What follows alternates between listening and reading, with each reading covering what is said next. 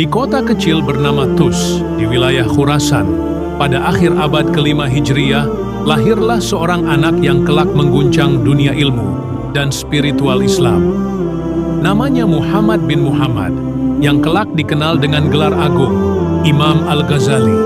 Ia bukan anak seorang raja, bukan pula keturunan bangsawan. Ayahnya hanyalah seorang penenun benang dan pedagang kecil yang hidup sederhana. Tapi di balik kesederhanaan itu, sang ayah menyimpan impian besar.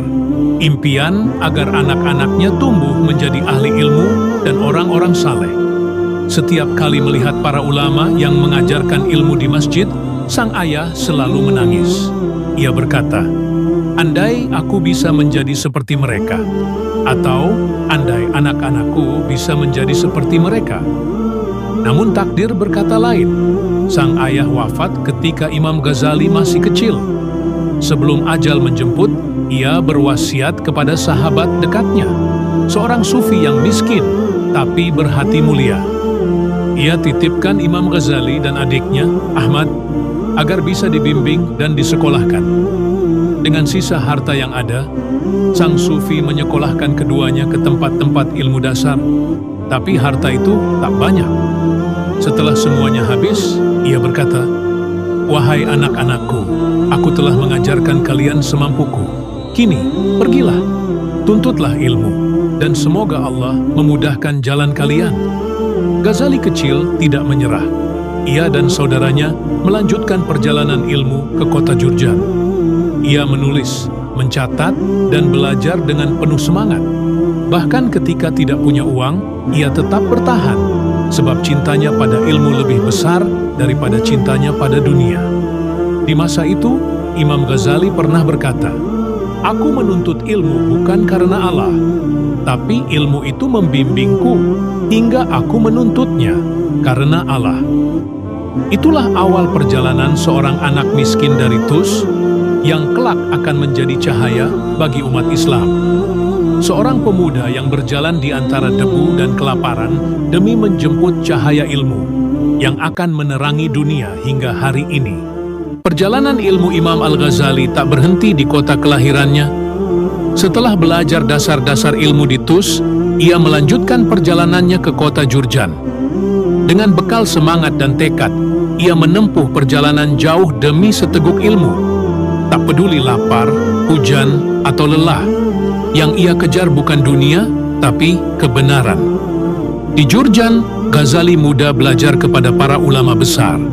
Ia menulis dengan teliti, mencatat setiap pelajaran, dan menyerap ilmu dengan luar biasa cepat. Setelah beberapa waktu, ia kembali ke Tus untuk menyusun ulang catatannya dan mulai menulis. Tapi hatinya masih belum puas. Ia pun melanjutkan perjalanannya ke Nishapur, kota ilmu yang ramai, dan menjadi pusat para ulama.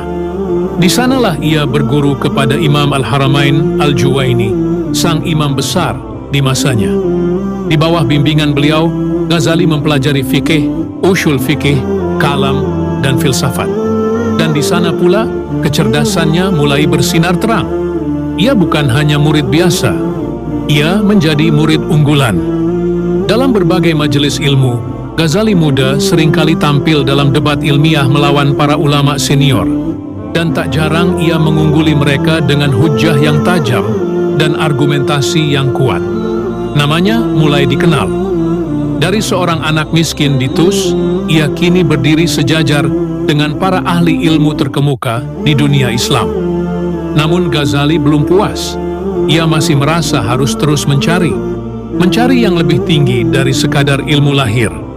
Ia haus akan hikmah sejati, sebuah pencarian yang akan membawanya ke puncak kejayaan, lalu menuntunnya ke kedalaman rohani yang luar biasa. Perjalanan sang penuntut ilmu tak kenal lelah ini baru saja mencapai babak pentingnya. Setelah menyelesaikan masa belajarnya bersama Imam Al-Haramain Al-Juwaini, nama Al-Ghazali makin harum di kalangan ulama. Ia dikenal sebagai sosok muda yang cemerlang dan penuh argumentasi tajam dalam setiap diskusi ilmiah. Tak butuh waktu lama, reputasinya menarik perhatian para pemimpin Daulah Seljuk. Hingga suatu hari, ia dipanggil ke istana Nizam al-Mulk di Isfahan, ibu kota kerajaan saat itu, untuk bergabung dalam majelis intelektual paling bergengsi pada masa itu. Di istana, Ghazali muda menunjukkan kecemerlangannya.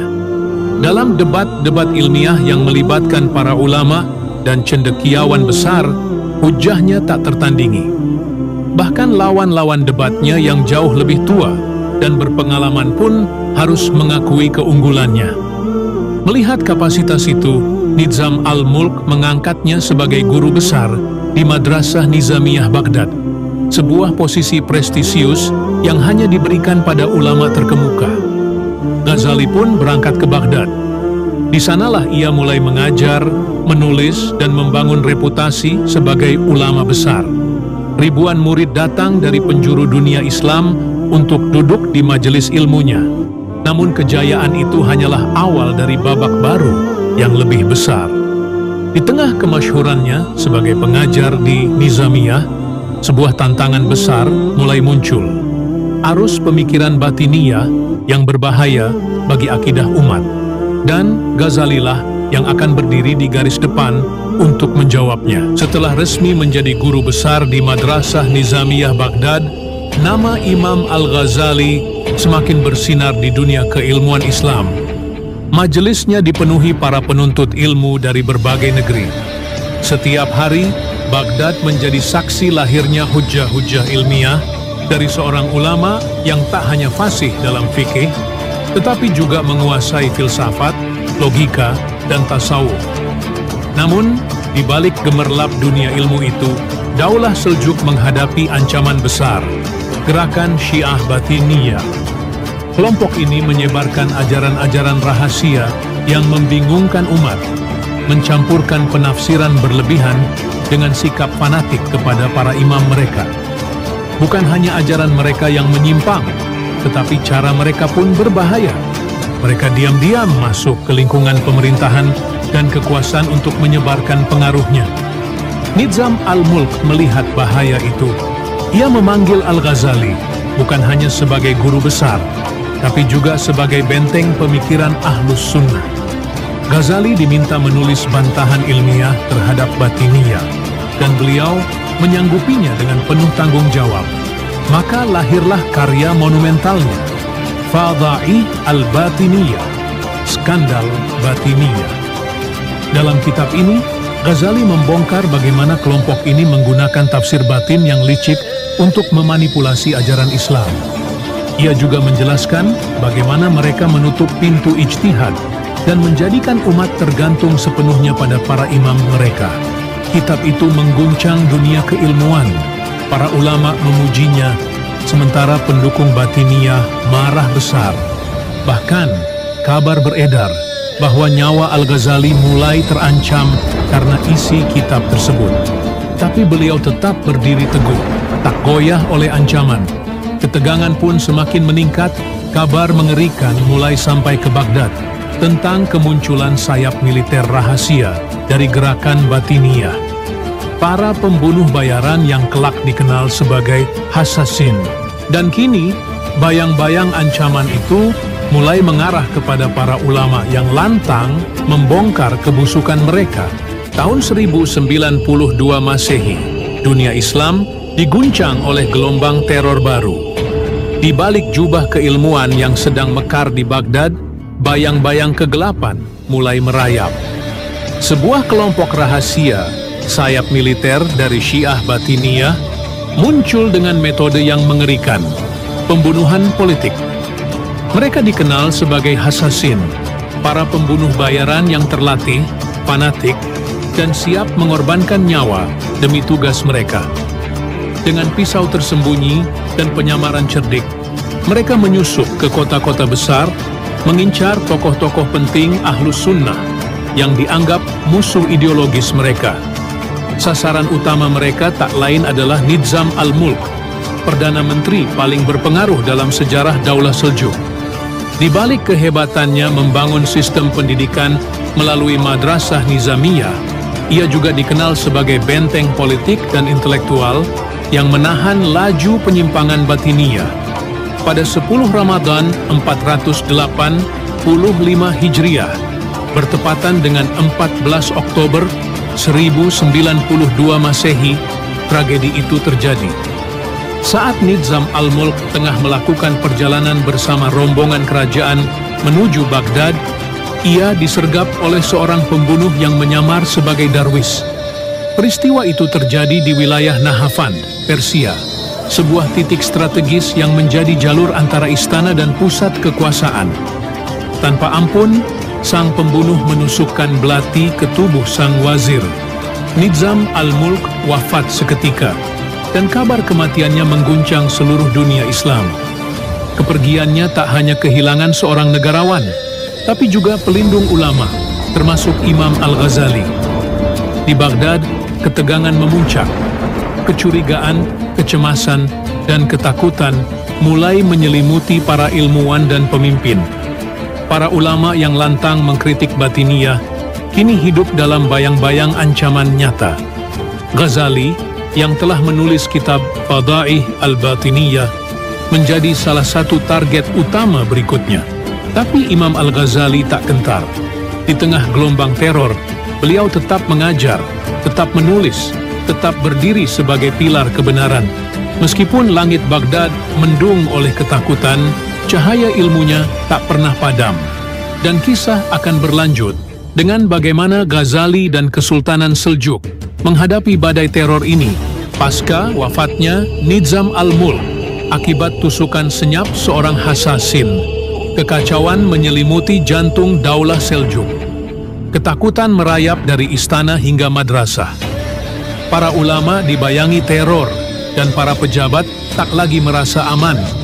Inilah pukulan telak yang tak hanya menghilangkan seorang wazir besar, tapi juga mengguncang fondasi kekuasaan. Sultan Malik Shah murka. Dalam duka dan amarah, ia memanggil putranya, Syekh Ahmad Sanjar, dan memberi tugas berat, memburu para pelaku di balik tragedi ini, dan menuntut balas atas nama keadilan dan negara. Penyelidikan membuahkan nama yang mencengangkan Hasan bin Sabbah, seorang mantan cendekiawan yang kini menjadi arsitek kegelapan.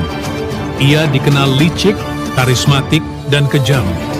Dan yang lebih mengejutkan, Hasan pernah menyusup dalam birokrasi Daulah Seljuk, menjabat sebagai wazir bayangan yang menebar pengaruh dalam diam. Kini ia bersembunyi di Benteng Alamut, markas rahasia di puncak pegunungan Persia, tempat para hasasin dilatih dalam kesetiaan buta dan fanatisme yang mengerikan. Ahmad Sanjar memimpin pasukan menuju Alamut. Setelah perjalanan berat menembus medan sulit, mereka tiba di kaki benteng yang menjulang. Malam itu juga, pertempuran pecah. Benteng Alamut berubah menjadi lautan api dan bayangan. Pasukan Seljuk bertempur habis-habisan melawan para pembunuh yang terlatih dalam senyap dan tipu daya. Dalam kepungan dan kekacauan itu, Ahmad Sanjar berhasil menembus pertahanan luar. Namun, saat pasukan menerobos ke pusat benteng, Hasan bin Sabbah telah menghilang. Seolah ia telah mengantisipasi semuanya. Ia kabur dalam gelap malam, menyisakan perangkap dan kematian. Alamut dikuasai, tapi sang dalang lolos. Perburuan belum selesai, dan dunia Islam belum aman dari bayang-bayang hasasin. Di Baghdad, Imam Al-Ghazali termenung. Dunia luar memang terbakar oleh pedang, tapi di dalam umat ada api lain yang menyala, api fanatisme dan kebodohan yang membakar akar ilmu dan iman. Maka ia pun bersiap, bukan untuk melawan dengan pena, tapi dengan keheningan. Uzlah pun menjadi pilihannya demi menyelamatkan cahaya dari dalam. Kemenangan Ahmad Sanjar di Alamut menjadi cahaya kecil di tengah kegelapan. Tapi umat belum benar-benar bebas dari ancaman. Hasan bin Sabbah masih berkeliaran, menyebarkan racun pemikiran dari balik bayang-bayang. Baghdad tetap resah. Darah ulama masih jadi target. Imam Al-Ghazali menyaksikan semua itu dengan hati yang gelisah. Di balik dinding-dinding madrasah Nizamiyah, beliau mengajar ribuan murid. Namanya harum di seluruh negeri, karya-karyanya menjadi rujukan. Tapi jauh di dasar hatinya, badai berkecamuk. Bukan karena takut akan ancaman, tapi karena kegelisahan ruhani yang tak tertahankan. Baginya, ilmu bukan sekadar lisan. Ia harus turun ke hati, menembus jiwa, dan menghadirkan cahaya keikhlasan. Tapi di tengah hiruk-pikuk dunia, Ghazali merasa kehilangan ruh itu. Ketakutan bukan datang dari luar, tapi dari dalam diri. Takut akan ketergelinciran, takut pada ujub, takut pada ilmu yang tak lagi membawa ketundukan kepada Allah. Hingga suatu hari, beliau benar-benar terdiam saat hendak mengajar. Lidahnya keluh, jiwanya lumpuh. Di hadapan para murid, beliau menangis, lalu memutuskan sesuatu yang mengejutkan semua orang. Ia meninggalkan Baghdad. Ia tanggalkan jabatan, harta, kemuliaan, dan sanjungan. Ia keluar diam-diam, hanya ditemani sehelai kain, membawa secercah tekad. Tujuannya, jalan sunyi menuju Allah. Selama bertahun-tahun, Imam Al-Ghazali hidup dalam uzlah. Ia menyepi di Damaskus, berkhalwat di Masjid Umayyah, lalu pergi ke Baitul Maqdis, sujud dan menangis di mihrab Nabi. Ia menyapu lantai masjid, makan dari tangan sendiri, dan merenung dalam hening. Di sanalah ruhnya bersinar kembali. Dari pengasingan itu lahir karya agung, Ihya Ulumuddin, sebuah mahakarya yang bukan hanya menyatukan akal dan hati, tapi juga mengguncang dunia Islam dengan seruan akan keikhlasan, cinta, dan kebenaran sejati. Tapi dunia belum selesai dengan Al-Ghazali. Setelah bertahun-tahun dalam sunyi, Imam Al-Ghazali kembali melangkah ke Baghdad. Bukan lagi sebagai seorang pengajar biasa, tapi sebagai seorang yang telah menyucikan jiwanya, menghidupkan kembali ilmunya, dan membawa cahaya dari perjalanan ruhani yang mendalam. Ia kembali bukan karena dunia memanggilnya, tapi karena umat membutuhkan penerang di tengah kegelapan zaman. Sambutan Baghdad luar biasa. Nama Al-Ghazali tak pernah padam, justru makin bersinar. Para ulama, murid, bahkan rakyat biasa, semua menyambut dengan haru. Mereka tahu, sosok yang datang ini bukan hanya seorang cendekia, tapi seorang wali yang hatinya telah dekat dengan Allah. Beliau kembali mengajar, namun dengan pendekatan yang berbeda. Ia tak hanya membahas hukum dan logika, tapi juga menyentuh batin, membangkitkan kesadaran, menyalakan cinta kepada Allah, dan memperingatkan dari penyakit hati. Kitab Ihya Ulumuddin pun mulai menyebar. Isinya menyentuh relung-relung terdalam umat Islam. Ia mengajarkan bahwa agama bukan sekadar ritual, tapi penghidupan ruhani yang dalam. Ihya menjadi lentera bagi para pencari kebenaran, menghidupkan kembali ilmu-ilmu yang nyaris mati oleh formalitas dan kebanggaan duniawi. Namun tak sedikit pula yang iri dan menentang. Beberapa kalangan merasa terusik, tapi Imam Al-Ghazali tak gentar. Ia terus menulis, mengajar, dan memperbaiki umat dengan kelembutan hati dan ketegasan iman. Pada masa inilah, pengaruh Al-Ghazali menyebar tak hanya di dunia Sunni, tapi juga menjadi tameng utama melawan penyimpangan batiniyah, tasawuf yang menyimpang, dan filsafat yang menggoyahkan akidah. Di Baghdad, beliau bukan hanya seorang ulama besar, tapi simbol keteguhan, kejernihan, dan kedalaman spiritual Islam. Namun waktu terus berjalan, dan dunia bukan tempat tinggal abadi. Sang Hujjatul Islam makin mendekati penghujung hidupnya. Setelah bertahun-tahun mengabdi di Baghdad, mengajar, menulis, dan membentengi umat dari pemikiran menyimpang, Imam Al-Ghazali memilih untuk kembali ke tempat asalnya, kota kecil Tus di Khurasan. Beliau pulang bukan karena kalah, bukan karena lelah, tapi karena telah menunaikan amanah ilmunya di tengah umat. Di Tus, Imam Al-Ghazali menjalani hidup yang lebih tenang dan sederhana. Beliau mengajar di madrasah yang beliau bangun sendiri, mendidik murid-murid yang datang dari berbagai penjuru negeri. Tak lagi sibuk dengan perdebatan politik istana, beliau lebih banyak menyendiri, mendekatkan diri kepada Allah, dan menyebarkan hikmah kepada para penuntut ilmu, hingga akhirnya tibalah saat itu. Pada hari Senin, 14 Jumadil Akhir 505 Hijriah, Imam Al-Ghazali seolah memandikan dirinya sendiri, mengenakan kain kafan yang telah ia siapkan jauh-jauh hari, lalu menyerahkan kembali ruhnya kepada Sang Pencipta dalam keadaan tersenyum dan tenang. Salah seorang muridnya meriwayatkan, sebelum wafat, beliau berkata, "Bawakan padaku kain kafanku." Lalu beliau memeluknya dan membaca, "La ilaha illallah, Muhammadur Rasulullah." Seakan beliau tahu bahwa saat perjumpaan dengan Rabb-nya telah tiba. Imam Al-Ghazali telah wafat. Namun ilmunya tidak mati. Kitab-kitabnya masih dibaca hingga hari ini. Pemikirannya menjadi landasan dalam akidah Ahlus Sunnah, hukum Islam, akhlak, bahkan filsafat dan tasawuf. Umat Islam kemudian menjulukinya dengan gelar yang agung, Hujjatul Islam, pembela agama Allah. Bukan gelar yang diberikan oleh sultan, bukan pula disematkan oleh istana, melainkan gelar yang muncul dari pengakuan umat dan sejarah. Karena di tengah gelombang fitnah, beliau tampil sebagai benteng, dan di tengah kegelapan, beliau hadir sebagai cahaya. Imam Al-Ghazali telah pergi, namun jejaknya tetap hidup, menjadi warisan abadi yang tak lekang oleh waktu. Dan inilah akhir dari kisah agung Sang Hujjatul Islam. Seorang ulama, pemikir, pejuang, dan pencinta kebenaran yang hidupnya telah memberi cahaya bagi jutaan umat hingga hari ini.